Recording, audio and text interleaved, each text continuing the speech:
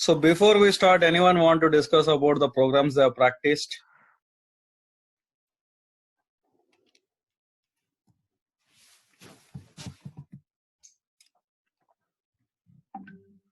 Hamza? Hi Raghu. Yeah, you guys want to discuss on anything you already practiced? I still need to finish my last class, so probably Yeah, next fine. class. Yeah, okay, you can practice at your own convenience, no issues. We can do that. So now let's discuss on some concepts of arrays, exceptions. Last we have done something on strings and characters. Raghu? Yes, go on. I still have a question. So once we do this core Java and the concepts of Java 8, and then when we are building the application in microservices, yes. So microservices is going to use the same concepts and same way of writing the code. See, it's not like same way of writing, it's completely different. But point is, without knowing core Java, if you try to do microservice, it will completely disaster, because in microservice, internally you will be using something other than the Java, like classes, inheritance, strings, data structures, all the things. So basically, microservice is like a framework. But internally, what you write is Java code. So without knowing Java code, if you get into microservices and all other stuff, it's a disaster. That's the reason in the interviews, first thing they check is, they will ask you microservice everything, but main thing they'll check is, do you have not Java knowledge or not? Right. So if you know basic Java knowledge in various ways, then when we get into this microservices, see, this thing is right in the summary which you see as a focus. We might not spend much time in Spring Core and servlets. Why? Because this is like some programming which you might not use it right now. It's more of a something which was like an earlier thing. Only some people focus on this. Mostly I'll directly get into Spring Boot, these portions. And then you will guys do one kind of a hands-on project. I'm not sure the level of learning you guys have, how much can be done, but at least I'll do some project and you will try to practice it that at home. So that way, at least you know what you have learned in the class. See, for a person like Ilyas, if you ask him to do something, he will do something, because he has some learning interest and capability. Now, for a person who doesn't have any basic idea of programming, so I'll show like a project which you can go home and try the same thing. So once we are done with Java, we'll get into these microservices, all these things. So this is a very, very long training, and what I recommend is, even after you guys get into some job, whatever, try to attend this kind of session, because even if you can't attend, try to watch videos and then practice, because these kind of things is something you normally people develop over working for 6 to 7 years, or at least 2 to 3 years. So you cannot expect it to know something within 1 or 2 months. So if you practice more, at least you know the concepts more. And when you are in the job, you can learn more and more. Got it? Right, got it. Yes. Yeah, I agree with Raghu's points. Yeah. So otherwise, we'll struggle if we just jump to Spring and get some Spring examples from the net and try to configure it. And even if we somehow try to get that working, we wouldn't know a head and tail of why it is working and how it is working, and we can't make a small change also, because it's all copy paste code from the net. We might get it working and think that, okay, I have made a Spring Boot application to run. Is that right, Raghu? Yeah, I mean, see, there's so many things, because Java, that's why I was telling to another guy, Hafiz, if you are a completely new guy, doesn't know anything, then just get into DevOps, because DevOps is not too much of coding. It's more about various concepts. You practice with the tool for something and you will understand. Whereas Java is all about programming concepts, lot of things. So Java thing is very deep. Yes, opportunities are more, but thing is, yeah, people need to know a lot of things. I mean, you need to work on to know various programming. See, even in interviews, questions might not be too much. They might ask some 10, 15 questions and done. But in general, yeah, if you want to be in a job and then do something, see, job support cannot help you all the time. If you know more concepts, it's better. So Java is mainly for the programmers. If you like programming, you want to do some level of programming in a various way, then come to Java. Otherwise, just stay with DevOps. But yeah, being in DevOps, if you know basic Java and if you have some good idea on Java, because you need, in DevOps also you need to deploy the projects. If you know about what is a microservice, how do you deploy in AWS, those things are definitely better. So those things will definitely help you whichever the field you go, whether it is DevOps or Java. But if you really want to develop some applications, you need to know Java concepts and you need to really practice some coding. Practice, whether it is Java or DevOps. But Java means, yeah, you need to practice code more. Any other questions, guys? No. Okay. So earlier we have seen strings. Now focus is more with respect to arrays, exceptions. Then we'll get into the OOPS concepts, whatever object-oriented concepts of Java. I'm not teaching each and everything, so that certain things you can read offline, you can still ask me questions. So with respect to array, see what is an array? Array is like a continuous memory. So you just have like a list of elements, or you have some various elements. So you can have array of any type, whether it is double type, integer type, whatever the types. So typically in array, you store elements like this. See this one, double mylist, it's an array. Let's say you have some 10 elements. So always it starts from 0, 0, 1, 2, up to 9. So when you say 10 elements in Java, how it works, Java or C or many programming languages, you start the location from 0, then 1. So 0 to 9, if you count, 9 to 1, 9 plus 1. So totally 10 locations. So we'll have a continuous memory. That is array. Array is array is kind of again a class, but you can declare anything as an array just by using this way. Whatever the data type you have, it's still a primitive data structure. It is not a typical collection in Java. Array is not a collection in Java. It is like a data structure which you can hold some series of elements. See, string is nothing but a character array. Means a group of characters is called a string. Similarly, a group of double numbers is called some kind of a double array. So you can have an array of any type. Let's do this small program. Just let's run this. Then you can understand. I'll explain this array in a very simplistic way. Let me open in Eclipse.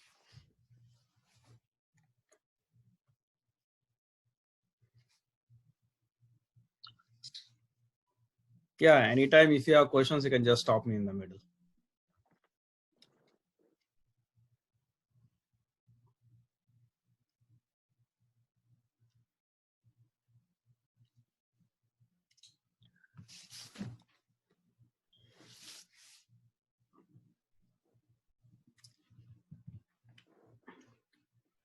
So once you are done with this array, we will focus on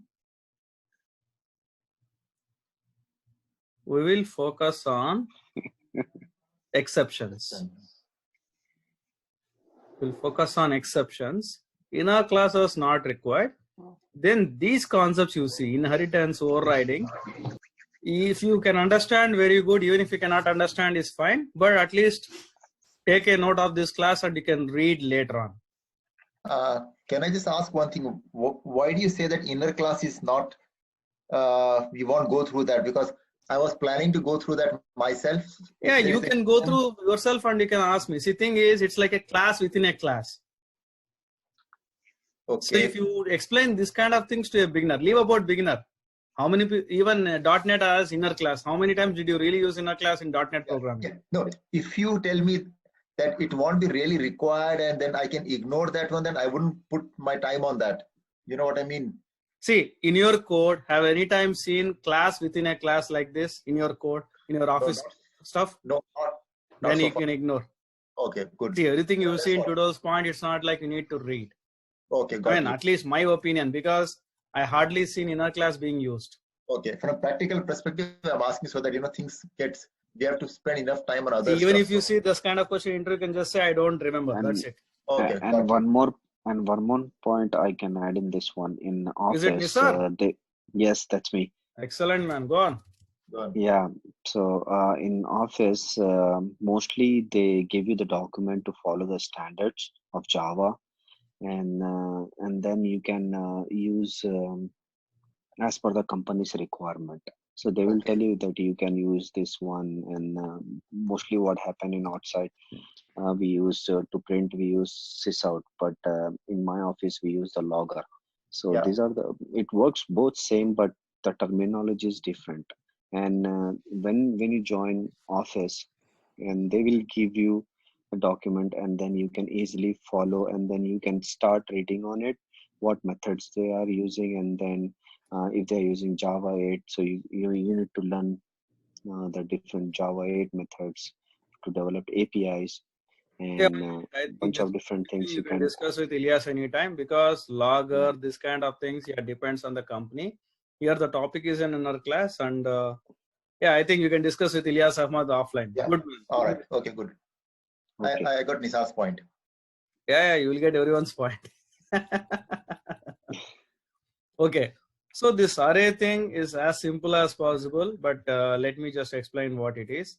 Yeah, in Java, main thing is more than you write something, it's syntax, all these things. Array thing, even many times I forget. That's the reason sometimes coding thing, I'll say I'll refer to Google for syntax normally. So if you say double, you just say you're creating a double array with some elements, 4 elements. And again, you have to use this kind of brackets. Same thing if you use in this kind of brackets in some other context, meaning changes. So the syntax thing is a big issue. So that's the reason I always say focus on concept in Java. So you're creating a list with some 4 elements. Now, this is a traditional for loop, not for each. You're just printing the elements. Printing the elements just using system.out.println.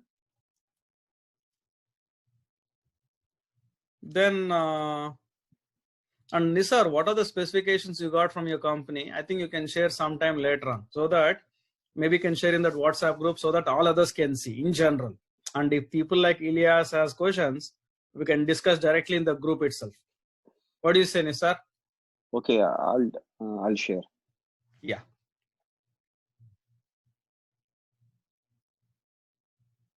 Okay, this may be a similar thing, but let's not get into this.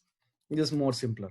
Now, first I printed all the elements in this array. Then if you see the concept here, we're going through the loop of this array, and you're using this one, mylist.len.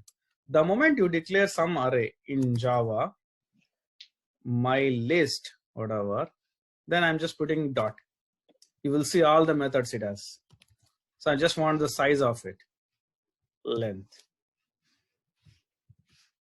So the same thing here. So you're getting the length of it and you are going through the loop. So basically what I'm doing, I'm trying to add all the elements of the sum. That's it. Then this finding the largest element is not required. Why this much of complicated programming at initial thing? We'll just print the total. That's enough. Let's keep this simple. And so I'm getting error because the brackets part. So I'm closing this bracket, this one. So alignment is not very required, but I'll just put it for easy thing. So by deleting some stuff, I deleted this extra one. Now no errors. Just let's run this. So I printed all the elements and the sum is this. I mean, they're trying to find the largest element. That kind of programming is not required. Let's keep it as simple as possible. So this is just to understand the array. Now, same program, if you want, I'll create another integer array. I'll just put int. I'll just say my int equal to, I'm just creating the same example with something. I'll just say 1, 2, 3, 4. So sum is should be 10. Now print all the elements. Instead of my list, I'm just saying int. Why do this thing? Let me copy this, all the portions. So I'm just running the same program for integer elements so that you know what I'm doing. Int elements. So what I'm doing first, instead of my list.length, I just need to put my int. So I'm displaying the every element in this my int array. Since double total is already created, I will just say int. I'll just use some other word like total length. In Java, again, you should not use underscore like Python. You should use this kind of thing. Means start with a small letter. If you are joining another word, you have to use capital word. So it's as if like you're using, this is called, I think camel case. Yeah, this is called camel case. Means you start with smaller case and then you increase whenever you want to join with other word, you make the first letter of that word as a caps. So now I'm parsing through all the elements in the integer instead of that list array. So what is our element here? Total part length. I'm just summing it.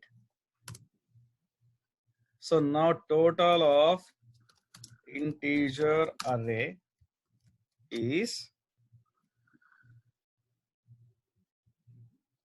total length. So no errors. I'll just do save using Control S. Just run it. This part we are not interested since it's already there. So now basically what I have done, I just ran the same program to display the integer elements and sum them and print the sum. Any questions in this array program?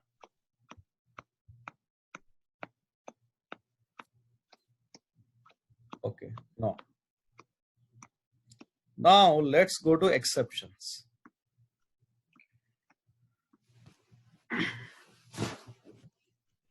This is a very common question. And then we'll talk about something called custom exception.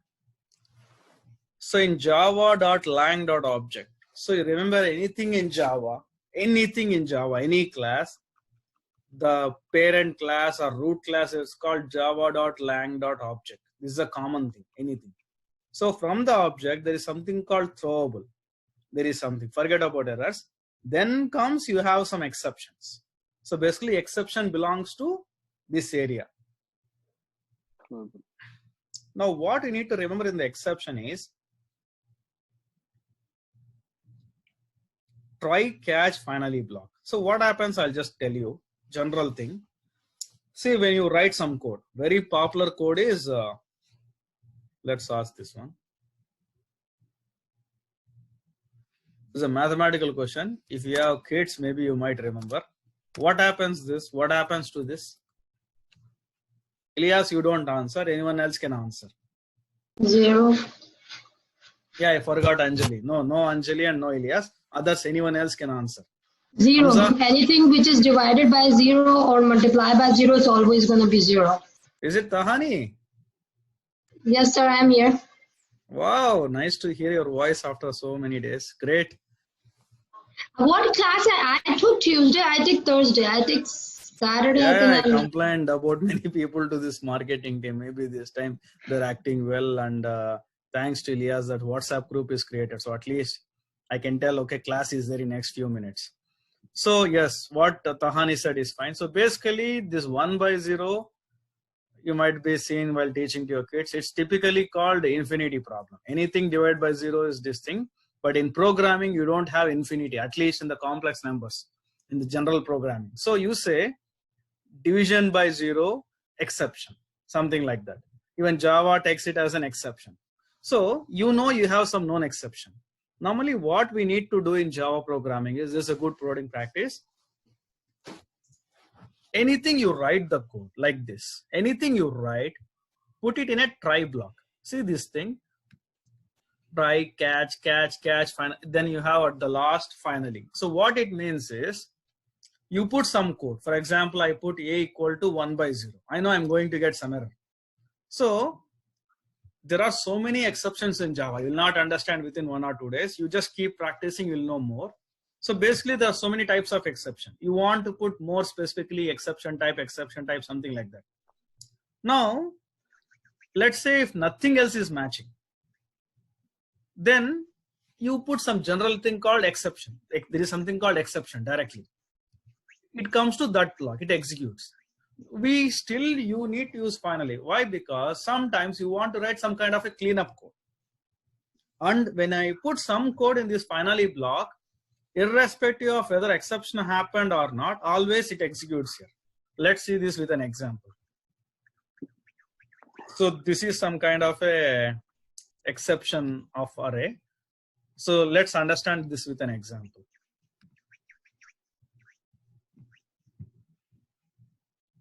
I'm creating a new class, except test. That's it. Rest it will fill. First, let's run it. That's the first thing, because sometimes you don't understand what is in the code. Let's run it first. So it's saying some exception is thrown, then some value is printed, the finally statement is executed. That's what it says. Let's make the code more readable. Like, actually this is good enough.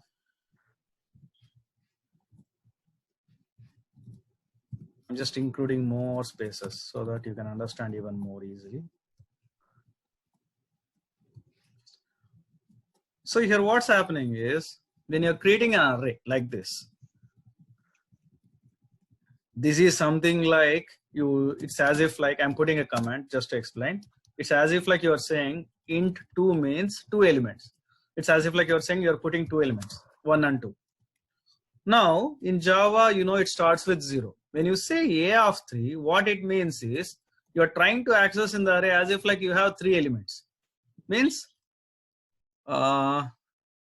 0, 1, 2 and 3. Means 4 elements should be there. That's the reason you're getting this error. Now what I will do, I'll just say int 10. That means I'm allocating 10 spaces. It's as if like I'm writing some empty elements of 0 10 times. It's as if like that. So what are indexes possible for this? 0 to 9, because it has 10 elements, 0 to 9. Then you can access this. Now if you run this, at least the exception statement will not come. Let's run this.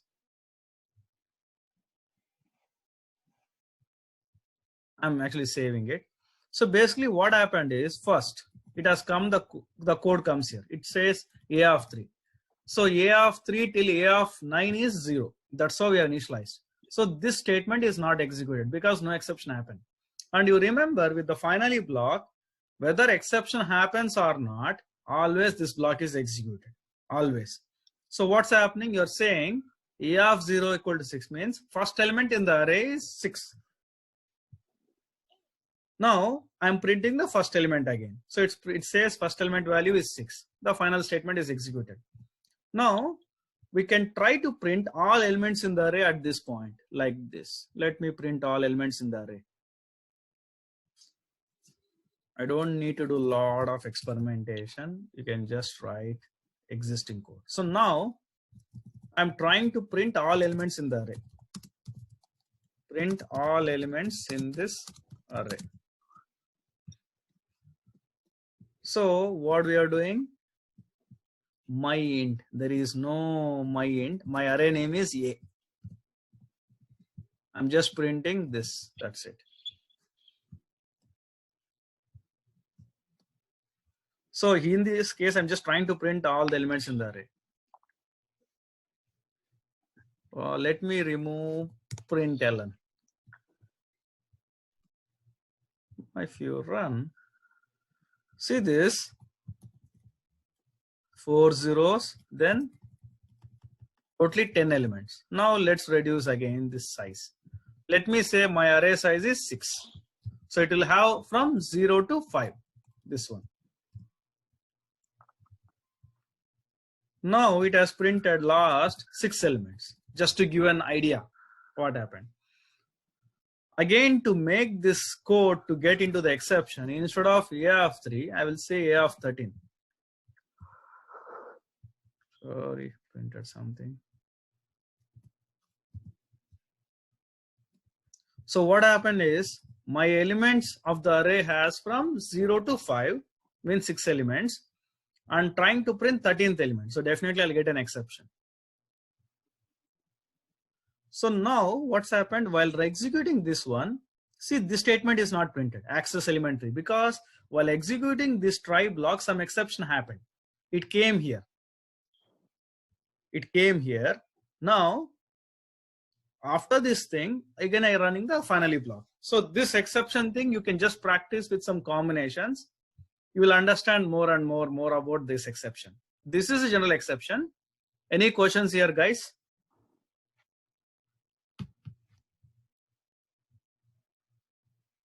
No questions? I think at line number 15, if you change that number 6 to some big number, because I just got for a second I got confused that is it the integer? Yeah, I think this makes more. That's the actually value we are assigning, and on line number 4 we are setting the size. No, this you are not setting the size. You are just saying a of Exactly. 0 means in the array which has in this case 6 elements, means 0 to 5. You are setting the value of first element to some value, some specific value. Yeah. Got it? Yeah, got it. Hamza, have you understood this program? Yes, Raghu. Tahani, have you understood this program? Yes, a little bit. Okay. Can you explain what you have not understood?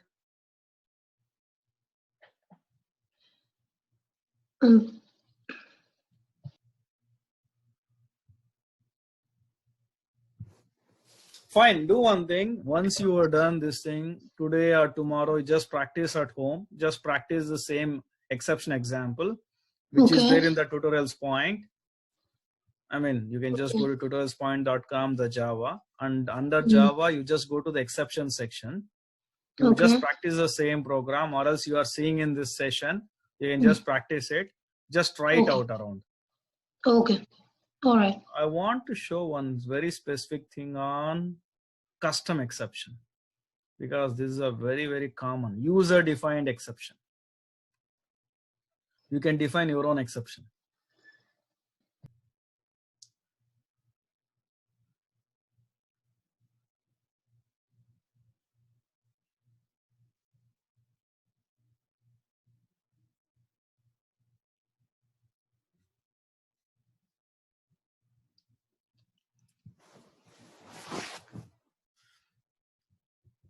So you see this case, this program, you are defining a custom exception, means user defined exception. I'm not running this, I'm just explaining the concept. So what's happening is there is something you're creating called insufficient funds exception, extends exception. You remember exception itself is from the throwable, which one? This exception. And if you're creating any other exception, this, what is this? Yeah, if you're creating any other exception, it should be from this exception class. That's the reason if you're creating a custom exception, this thing you don't need to practice right now, but at least I'll explain it. Yeah. If you're creating your own exception, it should say extend from exception, means your exception belongs to the exception kind of class. This is inheritance, which we'll see in some time. So this exception is again a class. So you're creating a member called amount, like a data member, as we see in the first class. You're creating a constructor with some parameter, because constructors by default doesn't have parameters. Then you're creating a function called get amount, which will return your parameter whichever you have been set. So this program is all about some kind of a checking account, some kind of a bank account. In US normally you say checking account, whatever. In typically you say savings account. Is it called checking account or savings account in USA? I forgot the terminology. Both. Checking and savings, both. There. Okay, fine. So now if you see this class, forget about everything. Yeah, we have 10 more minutes in this current session. So see this method, withdraw throws. That means if some method is calling this, some other code is calling this method, that means it's as if like you are saying, if something goes wrong, it's as if like if you put this word throws some exception, means you're putting like a try block and you're saying catch. This means, this keyword of throws means you're as if like you're putting a catch block as we've seen before. So this code is as if like this entire code is within try block, and then you have another block saying catch this exception. That's the meaning of this throws. It's quite complicated to understand first time. So now if some code that is calling here means, it's as if like you are putting within the try block. So point is, if something goes wrong, it's like you are throwing this exception. In this case, what we are doing, else, if the balance is not within the respective amount, and if you're trying to think and you're just saying how much amount you need, and you're throwing that as an exception so that user can see this. Now let's see the actual code. Actually, this catch is also not required, but you're putting a catch so that you can write your own specific code. And so basically what we are saying is, if some exception happens, you're trying to withdraw more amount, it's as if like you're getting a message to the screen that some specific amount is required. How you do know the specific amount? Because this specific exception from the other program is creating an exception with a parameter, and same parameter you're using here. See, this syntax might look very different, but let's focus on the concept. I'm explaining this not just because you need to practice it. This custom exception thing, you can ignore it, but if you're creating your own exception, you need to create like this. You write your exception name, say extend something, and you treat it like a class, and you can have your own methods. In some cases, you need to call something called super, which means you're calling the parent class. So this is about exception thing, but what I would say, just stick to the basic programming of exception, focus on that. How this try, catch, finally blocks will work. That's enough for the exception. This custom exception, yes, it is possible, and this is the way it is possible. And even if you don't understand the custom exception, that is fine. Any questions, guys, here?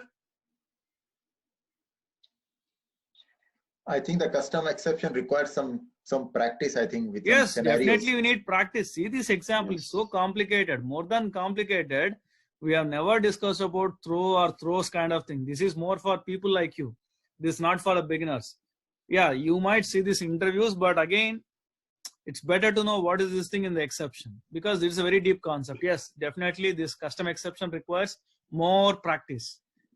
More than practice, you need to get up fresh and then read, or else you will not understand. That's why I'm clearly saying, even if you don't understand, fine. Then I think in next 2-3 minutes session will be over. Yeah, next 6 minutes. Then we can go on to this object-oriented stuff. Any questions right now, guys? Okay, my plan is once we complete this object-oriented in today's class or tomorrow's class, whatever, tomorrow's means next class, then get to the data structures and collections, and the generic serialization, no. You might get lost. Multi-threading, I'm not sure whether we can cover now or not, because multi-threading is a deep concept. Multi-threading is more deep, and this thing maybe we'll just cover very briefly what is multi-threading and how this multi-threading in Java is there. At least you can refer to it later on in future time. But we'll focus more on the collections. So now let's get to this object-oriented stuff. See, inheritance is a general concept. What it means is, like, let's say all of you. Now you have your parents, and your parents have some parents. So basically this is a reproduction inheritance. Means, so your father and mother may have some qualities. So some of those qualities, good or bad or whatever the characteristics, you might have got.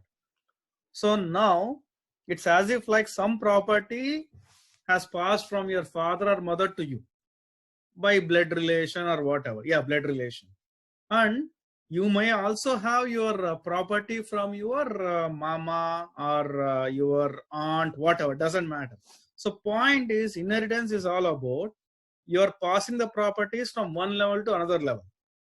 So now, when we say class inheritance here, what it means is a class, let's say a typical car class or shape class, is pass some properties to see ultimately whether it is BMW or Mercedes, ultimately it is a car. So car has some characteristics like length, width, height, whatever. So that properties are passed to if you design a class called Benz or Mercedes, I mean BMW. So point is this passage of properties from one level to another level is inheritance. So typically in Java, when you say extends class, extends, a class extends another extends, it means this class is inheriting from here. It's as if like you have inheriting some properties from your parent. So extends, the moment you see extends in Java, it means inheritance. In exception also we saw the extends word. Any of you notice this? So this program, this simple program is all about inheritance. What I mean to say is there is a calculation class with some data member and some methods. Now you say my calculation extends means in this my calculation, these two methods are already there. And if you write your own method, whatever, then that means my calculation class has three methods, two from the parent, one from yourself. So this my calculation class has three methods. And if you see this program, what they're trying to do, creating a new instance, and demo is a my calculation class. Basically an extended class, means your sibling, means just like you, like a child. So addition, subtraction are there from the original class, which is a calculation class. And this my calculation class has one more method called multiplication. So it works. So this is a simple form of inheritance. And then you don't need to worry about super method. Super means you're talking something like your parent. For now, ignore the super method. Let's keep it as simple as possible. Yeah, the moment you say inheritance, it's called is a relationship. Means you, let's say, talk about common sense. You are a child of your parent. Same way, in this example, my calculation class is a child of calculation class.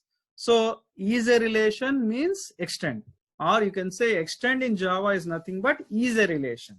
It's saying like in English, plain English, it's like is a relation. There is something called is a relation, has a relation. Has a relation is component. We'll forget about it right now.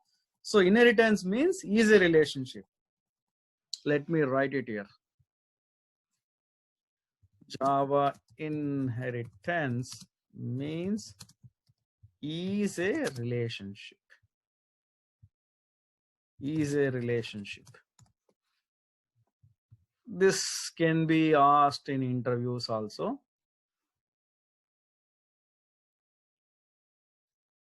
So let's keep it this much. So inheritance means you are taking some properties from one level to another level. Overriding. Overriding means it's like, let's say your parent, father is a good person. Now you become even more good. Can I ask you a question, Raghu? Sorry to interrupt you. Yeah, it will disconnect anyway, and we can rejoin now and then they can ask. So disconnect the call, you can rejoin and you can ask the question. Okay. Okay. I mean, anyway, this session time is over, that free time. Oh.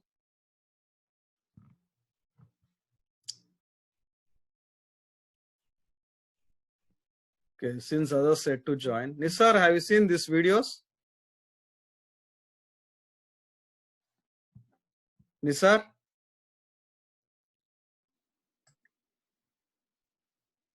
Hello, can you hear me? Yes, I can hear you now. So if Yeah. you have not seen, see these videos, also see these extended videos. In fact, for you, more appropriate is this extended video, so that you will see some concepts and you will know about the terminologies. If you don't understand, just practice it. If you still don't understand, you can ask me or this guy Ilyas Ahmad. Okay? Okay. Yeah, do this, because now when you're telling in the interviews, This terminology is very important. Of course, certain things you're telling, but if you read more specifically, you will know much more, isn't it? Okay, Raghu. I'll go through that video, and then if I have Yes, go on. questions, I'll ping you. You can even ping Ilyas Ahmad because he also knows a lot of things.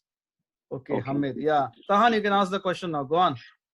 My question was the inheritance. You told us that, for example, if when you said that the one class inherited the properties of the other class, can the one which inherited, can we use as a subsidiary in the other class? Like, can I make one more and I can use the new one in that Yeah, one? you can do all those things. I mean, you can do all those stuff, but as a Okay. simplicity, I just told like single level.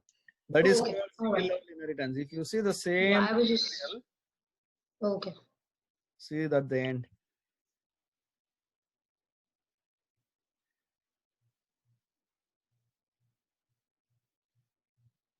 There's something called, yeah, see this. I just explained only about something called single level inheritance.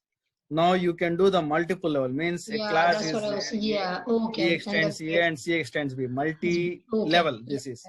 okay. Then hierarchical. A is there, B extends A, C extends A, means from single A you got B and C. It's as if like a parent is there, you have two kids, same way. And a single class can get the properties of multiple. That's what happens with all of us. Most of us will have the properties from our mother and father. Some will be from mother, some will be from father. So basically various forms of inheritance is possible. So since we have started, just start with a single thing.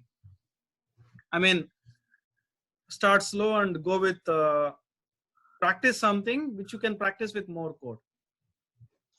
Okay, got it. Thank you. That is the one. Let's go on to overriding. See, overriding is all like, it's like, let's say you have some method. I mean, previous example itself we can talk. Let's talk about this fresh example. There is animal class. What does animal do? Just like humans, it can move here and there. So animal has some move method. Now in this inheritance, what these guys have done, instead of creating a new method, same method, you are just writing some different message. Means you have changed the implementation of this method. This is called overriding. Overriding means you override the behavior. For example, in a common sense, in a typical way, your parent can do one activity in one way. Means, let's say, they can do some activity like business. They can do very good business. Now, your activity, you don't like business. You like to do something else. Maybe you like to study, or you like to do something like doing a different business probably. Let's say your father likes some carpentry kind of thing, means furniture business. So it's like now when we describe your behavior, you have overridden your father's behavior of business. Means you like to do some other business like oil, whatever, or banking, but you don't like to do furniture business. Means you have overridden your behavior. So overriding in this common sense. So override. Now, if you just run the same example, all these things, it will come again your microservices more than the code concept here. So the concept here is the behavior is overridden. You're overriding your behavior. Then it's more rules, all those things there. But you got the basic concept, right?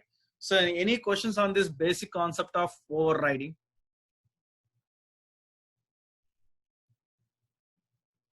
Fine, let's go to polymorphism. See, polymorphism is all about all this virtual method, all these things, forget about it. Polymorphism is all about something called signature. Let me do some very specific stuff here. I'm explaining polymorphism because that guy has confused more. So let's say there is a method which will return int. Now let me call my method name is method1. Int A, int B, and it has some implementation. Now let me say another method int, still I'll call the name method1. Now I will say double A comma double B. first when I saw this concept, I thought it is an error. No, this is not an error. This is called overloading, also known as overloading. It's what it is like. You have a method and its input type is integer. This input, even though the name is same, input type is different. So Java will not throw an error. It will take it as a same function. You are exhibiting a different form. It's as if like there is something called polymorphic rocks. You might have studied in 5th or 7th standard. If you studied in India, I don't know where will you study in USA. If you have studied in India or any typical Desi countries, you might have studied in 5th or 7th standard. Polymorphic rocks look very same, but composition is different. Same way, these two methods, even though they have same name, some same return type, there is something different. That is called signature. Signature is different, which it means is inputs, or you can say parameters. Parameters is also known as method signature.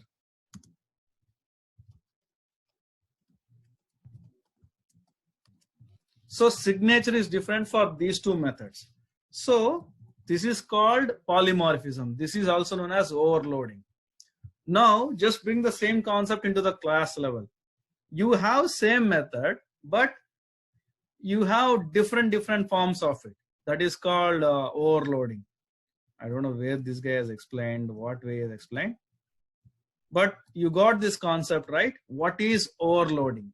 Overriding means different class level, class inheritance. Overloading means within the same class you have different signatures but same name.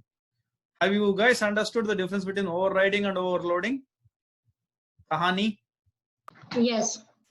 As a concept, coding might look very different, but you got the concept, right? Yes. Yeah.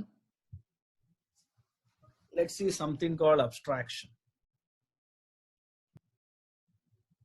See, abstraction in Java or abstraction in our OOP concept means, object-oriented concept means, you are hiding it. When you say hiding it, this thing, this one, they given this one. When you consider the case of an email, complex details such as what happens within the email, what happens when you send an email, that is hidden from you. So basically, abstraction is a process of, let me put this. This is a nice definition. What is abstraction? So basically you are hiding some implementation details from the user. Only you see is functionality to the user, just like in the case of email. So in Java, how do you achieve abstraction? There is something called abstract class. This one, just take it as a concept. You don't need to practice anything on this abstraction. So what it means, abstract class means you only have some details and you cannot create any instance of this class. If you want to do anything with this class, you need to use inheritance, means use the extend keyword and create another class and you play with it. In Java, you achieve abstraction using abstract class. So this one, even if you don't understand now, you can see it after 10-15 classes. Why? Because this can be one of the interview question and you don't use it. Let me tell you, in my entire coding life, maybe I might have used only 2 or 3 times abstract class. Only in interviews, maybe I might have said many times. So abstraction general meaning is you take out this complex details. In Java, by just putting an abstract keyword, you are saying that there is no instance for it. That's the meaning of abstract keyword in Java, which is also known as abstract class. And how do you do with the abstract class? You create another class with the extends keyword, then you can use it, create an instance with it or whatever. That is typically the abstract class. Then encapsulation. Encapsulation we've already seen, just let me tell you. Now in Java, what normally we do is, see this members. Each class has some variables, which we saw data. We also said as data members. So this typically data members, you keep them as private. By default, they are private and you can write explicitly private. Now from this class, if I need to access this variable, you need to access through their respective methods. This is called encapsulation, also known as data hiding. So if you see in this program, we have written some variables and we have written some methods. So that idea is private and public. What we are saying is outside the scope of this class. Now let's say I'm creating this class in another example. So I'm not accessing the variable directly. How I'm accessing? Through the respective method. So anything you do in this manner, using the method to access the respective variable to manipulate the variable, is known as encapsulation. It's also known as data hiding. This is just a concept. Is this thing confused or got some idea? Guys? Confused. Confused? Then let's practice this in this program.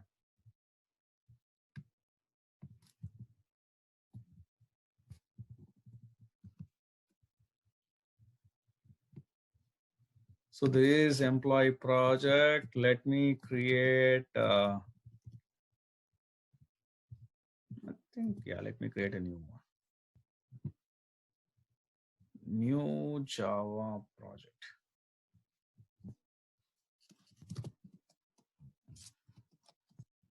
I'm just giving the name encapsulation project. Just finish. Create a new class.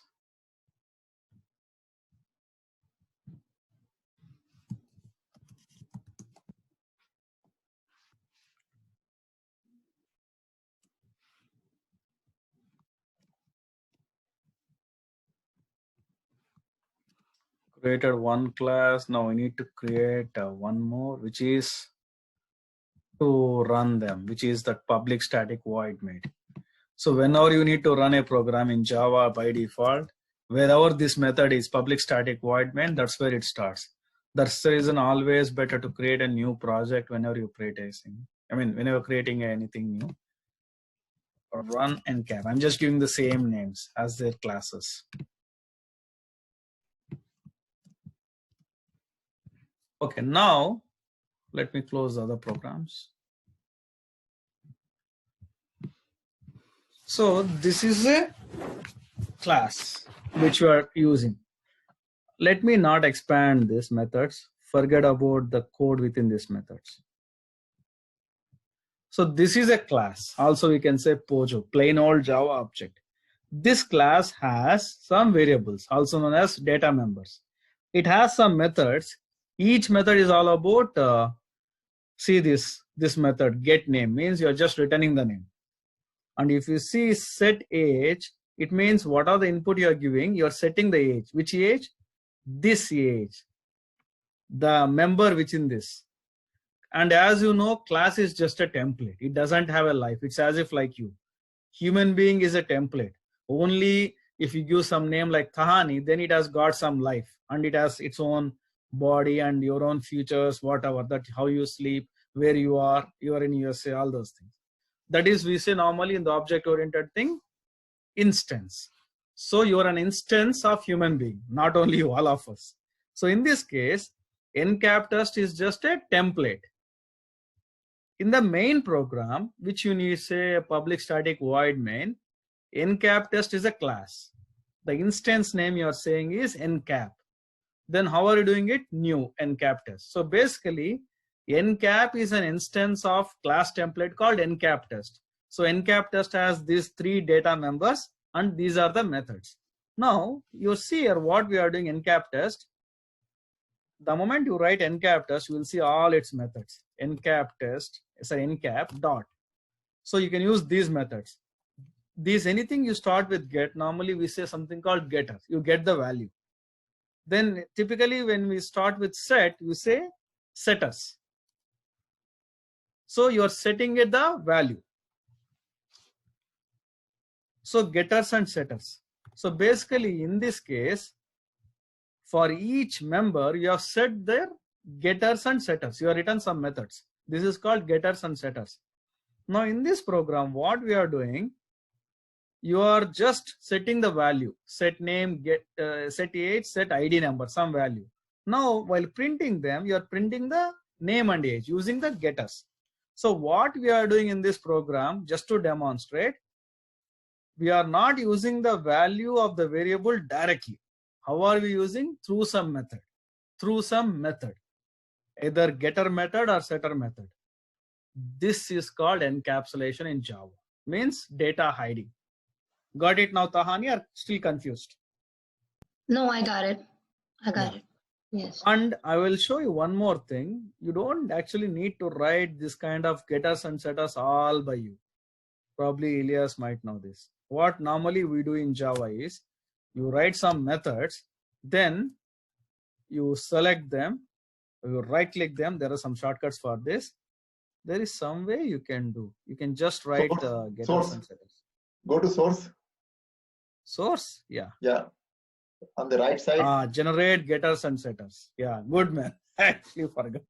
Thank you for reminding me, man. I almost forgot that. Yes, Eclipse is different, IntelliJ is different. Normally I use IntelliJ for all this office stuff.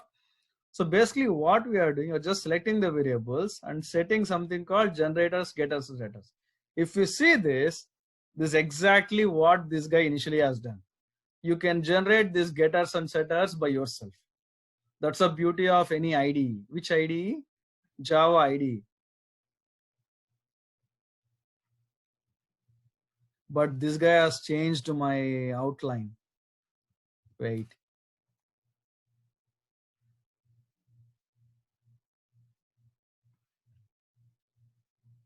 Private string name. These are all the getters. But somehow it has screwed up my original thing. Let me go back. Wait.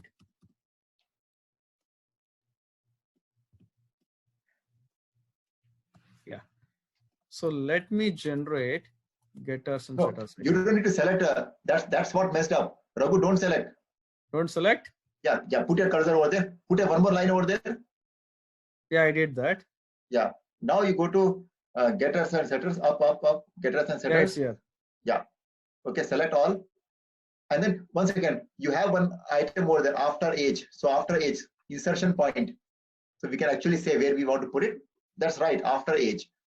Last member. After the last member. Yeah, that's also correct. Yeah. Okay, good. Yeah, that's the beauty of interaction. Actually, it does not put the alignment properly, but yeah, normally in IntelliJ, when you do, you will get the alignment well. Again, you have to select this and put tab myself. And it's not beautiful. I mean, at least that doesn't look good. Spaces is not there. Fine. But point is, this generating of getters and setters, you can do it in this way. So that you don't need to remember all the code by yourself. You just write your basic template, and this extra code, IDE, integrated development environment like Eclipse or IntelliJ or even Spring Toolsuit will generate it for you. Got it now? Tahani? Okay, maybe she's on mute. So this is encapsulation, also known as data hiding. So what you need to remember, inheritance is like multi-level, passing the characteristics from one class to another class. Overriding means you're writing some method in a different inheritance level. Polymorphism, also known as overloading, means same method can have different signature, means different parameter input. Abstraction is nothing but you are hiding the implementation details. How do you achieve in Java? Using abstract keyword for abstract class. So abstract class is just dummy thing, waste thing. So if you want to do with abstract class, you need to inherit it from some another class. This is bit deep concept, you can just ignore it. Encapsulation, as we saw now, it's all about data hiding in this way, the example we have seen. And this IDE kind of technique is very useful to generate getters and setters for you. Setters and getters means just the methods. Get means you get the value. Setters means you set the value to your actual data member. That is the encapsulation. Now let's see in interface. Interface is more like you can say a reference type. What it means in interface in Java typically means you just have methods. An abstract class can have methods as well as variables, and you need to extend it to do something. Whereas interface is all about just the methods. In latest Java 8, they have changed it, but typically in Java, interface means methods. So a class can interface, take a methods from the interface using the word called implements. Now see here, in this animal thing, interface, which has only 2 methods, which is not having any definition. This class, mammal integer, means mammal. Mammal is, even human is a mammal, which give birth its own offspring. What are the definitions? So mammal in some class is implementing this interface. Now, when you implement an interface, that means these 2 methods belong to you. You need to define it with some value. So eat and travel, we have defined. Then we have defined one more method on its own. So basically this class has 3 methods, 2 methods from this interface, and one more method you are defining on your own. So interface is like a specification. A class can implement multiple interfaces. So this is also a general question. What is the difference between an interface and as well as class?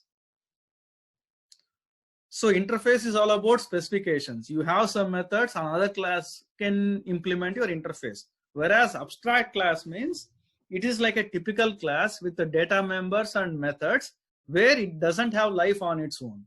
Some other class has to extend it and then write some methods for it. That is abstract class. Package is a concept. It's more like a namespace and this thing. For example, normally you see java.lang.object. It is like, so now same thing. Let's say you see this source. Now within the source and the actual files, you can define something like com.ilines of that thing. Means some layering you are putting. It's more like a folder structure. So these packages right now, it's not very important. We'll see this package stuff more in while doing the coding in the Spring Boot. So any questions on this object oriented at a high level? I know most of you might not have not understood, but whatever you understood, just practice it. Hamza, any questions?